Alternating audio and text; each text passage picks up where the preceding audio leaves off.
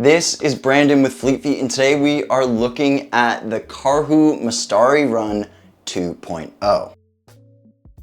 This is the third version of Karhu's Max Cushion Daily Trainer. And Karhu has made some pretty impressive updates with this shoe. There's more cushioning underfoot, there is a better rocker geometry to it, and there is a more impressive toe-off spring. All of which is really just designed to keep you going in your stride and keep that momentum moving forward. But the question we have to ask ourselves is, does this shoe compete with all of the other Max Cushion Daily Trainers out there, or is it just a more grounded version?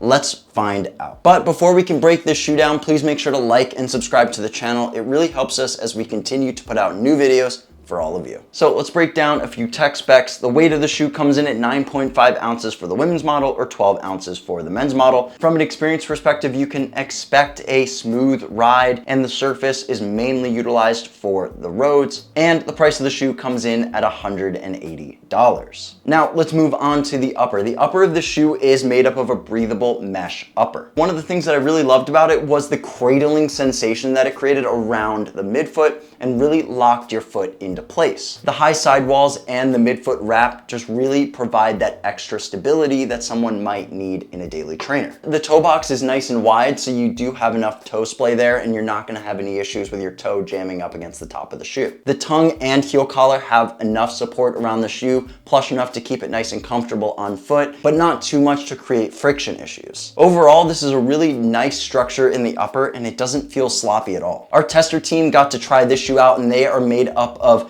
high volume and low volume feet, and they didn't have any issues with the fit of the shoe. And they even said that an insole can be inserted into this one and it accommodates it really well. So if you're someone who usually uses a Superfeet or Curex insole with your running shoes, this is gonna accommodate that. But if you are curious about the upper of this shoe and you don't really know whether it's gonna work best for you, the best thing that you can do is actually walk into your local Fleet Feet store and try this shoe on for yourself. That's the best thing that you can do always, always, always when you're trying on a new shoe. Go get your foot scanned, go through the fit ID and outfitting process, get as much information as you can about your body and about your feet to figure out whether this shoe or another shoe is gonna fit best for you. Now let's move on to the midsole. And the Mestari 2.0 uses Karhu's Aerofoam Nitro midsole, and it just delivers this really nice balanced blend of soft cushioning and firm stability. And one of the bigger updates about the shoe is that they did add 1 millimeter of foam in both the heel and forefoot compared to the previous version, which is just increasing protection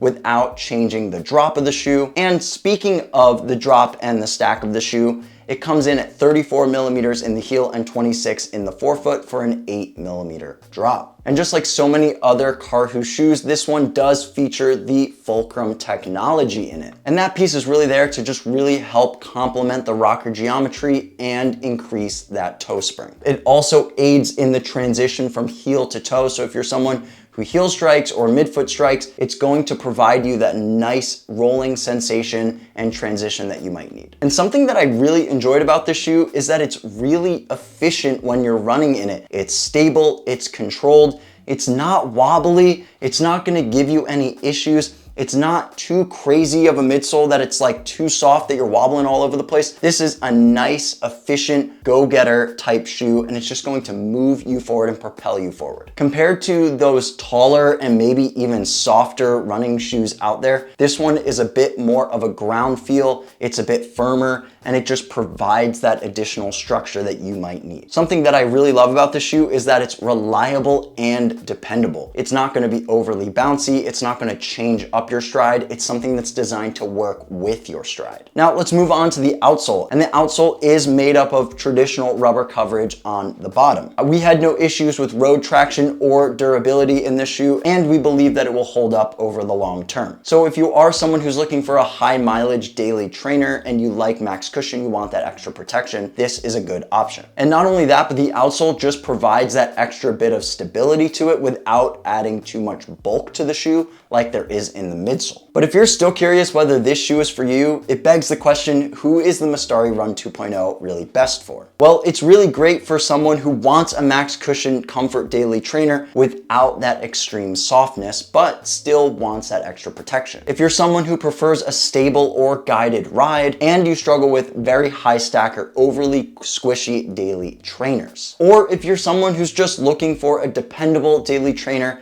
that's great for easy runs, recovery runs, or long run days. This isn't really a shoe that you'd want to pick up the pace in. This is really one that you want to use to gobble up miles. This new update, the 2.0, really focuses on balance rather than moving into the extremes and going into unknown territory. This is gonna feel really familiar and it's gonna feel like something that's reliable and dependable. What this shoe does provide is comfort, stability, and reliability over the long term. This is a shoe that I really appreciate and I'm looking to get even more miles in, so this is one that I would definitely check out. But if you wanted to learn even more about this shoe and get even more into the nitty gritty, learn even more about the details of it, and hear from our other reviewers on the review team, you can check out the full review on our blog at fleetfeet.com, or you can go into your local Fleet Feet store to try this one on for yourself.